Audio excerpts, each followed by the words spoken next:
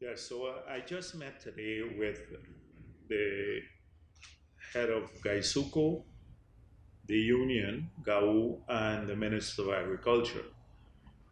The meeting was to finalize some issues in GuySuCo that we've had, and also to confirm the salary increase for sugar workers, the wages and salary increase for sugar workers. As you would recall, in April, when I met with the sugar workers who were terminated, I indicated that apart from the $250,000 grant that we were going to give for those workers who were terminated, that there would be a salary increase for the sugar workers this year. I explained at that time that under APNU, 7,000 sugar workers lost their jobs. And in the 5 years, there was no salary increase, wages or salary increase for sugar workers. And apart from that, the annual production incentive had also been terminated. So, whilst the rest of the country got salary increases, public service and other areas, the sugar workers got zero, and in fact, many of them lost their jobs. So that part, the 250,000 grant was a way to alleviate some of the issues that they face. It was almost reparative justice, and we had to give a salary increase to the sugar workers this year. And I promised at that time that whatever the public servants got, the sugar workers would also get. And so we've decided that a 7% increase will also be awarded to the sugar workers.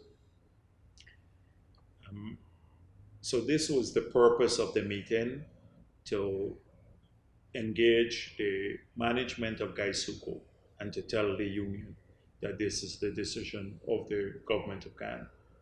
Can you speak to the other issues that you mentioned, aside from salary increases? Oh, okay. I informed the management and the union that early next year we would be engaging the company to strengthen the management of GuySuCo. Currently, we have several proposals, and because of other issues, pressing issues, we've not been able to review these proposals. Now we're in the middle of budget preparation at this point in time. And so, very early in the new year, we will return to that issue. That is, how do we strengthen management in GuySuCo? We also had early in the year a discussion about the different estates and how do we engage economic activities in these estates to return them to viability. And there are a diverse range of proposals for each of these estates. So I want to return in the new year to discussion on those proposals too. They also pointed out to me about the dire situation in GuySuCo, not on the financial side alone, but on the production side. As you know, Albion produces about 50% of our sugar, and we've lost almost 80% of the cane for the next crop because of flooding and excessive rainfall. So these are some of the other issues that we spoke of, but in main, today's meeting was to discuss the 7% that sugar workers would be awarded, and we're going to make every effort to ensure that they also receive this before the end of the year. How receptive would you say the union was to the decision to give a 7% increase? Well, unions um, tend to always want more, but this is a decision that we made. Mr. Jagdeo, can you speak to the engagement with small contractors? Okay, so today I also met with several small contractors in Georgetown. Um, I took the opportunity to talk about the planning that is taking place in government, but more particularly, they are development plans for Georgetown and how important it is that contractors be aware of the vision for the area in which they're providing services. So we have development plans for all 10 regions of our country and all the towns. And we expect that the contractors, particularly the small ones, would apprise themselves of these development plans and prepare themselves for the future opportunities. I also spoke about evolving opportunities in other areas and how these small contractors can grow by mergers and coming together and partnerships to benefit from the other opportunities, particularly in the oil and gas sector, um, that present itself huge will present huge opportunities for people as soon as the local content legislation is passed.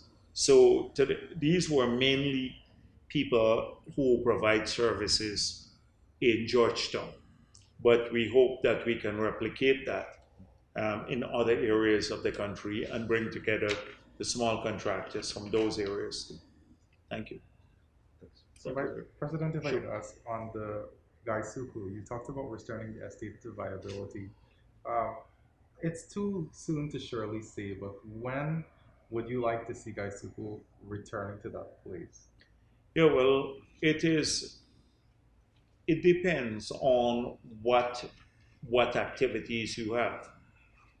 So the key idea was to ensure that we, first of all, we create alternative employment for people in areas where we could not return to sugar that APNU had closed their estates.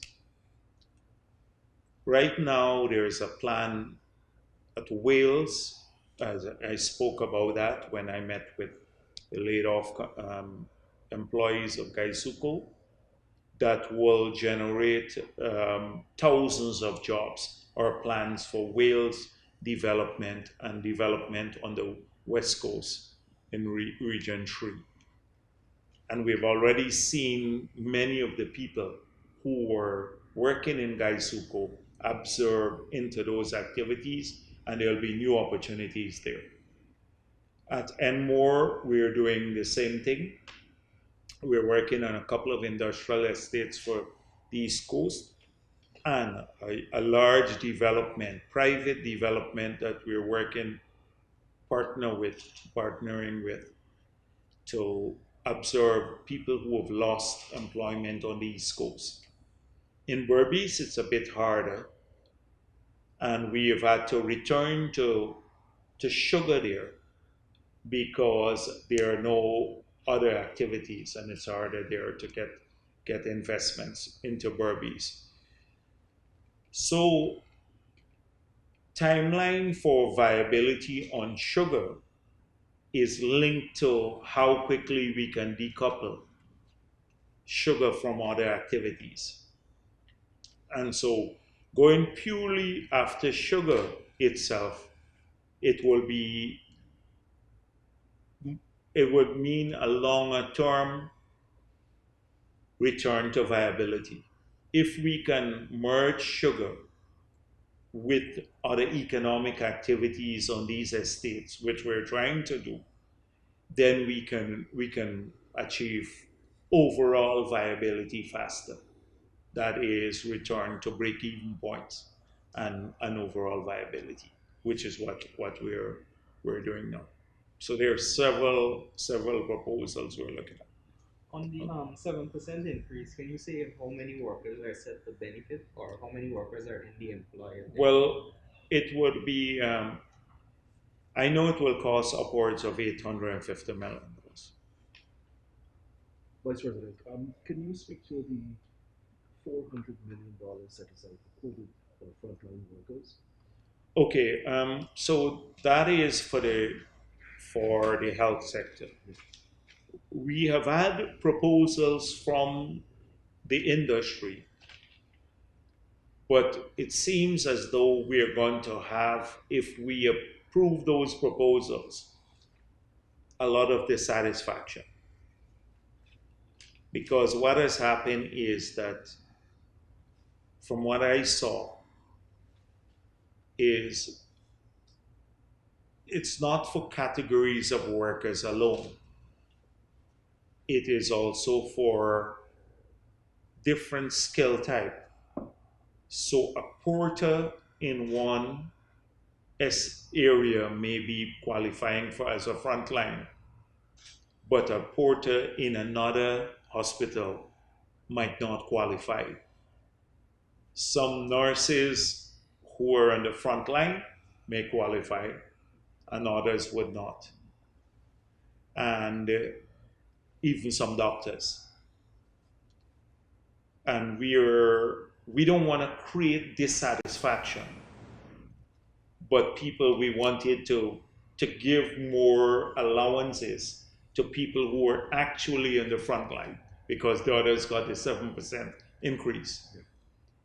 And I think that is causing the hold up in the payout. So we've asked them to come up with some other proposals. We'll come up with some other proposals. But definitely, their workers are going to get the money. It's not like the money has disappeared or we have taken it back. The health sector workers will get the money, but we don't want to create dissatisfaction. And often it depends on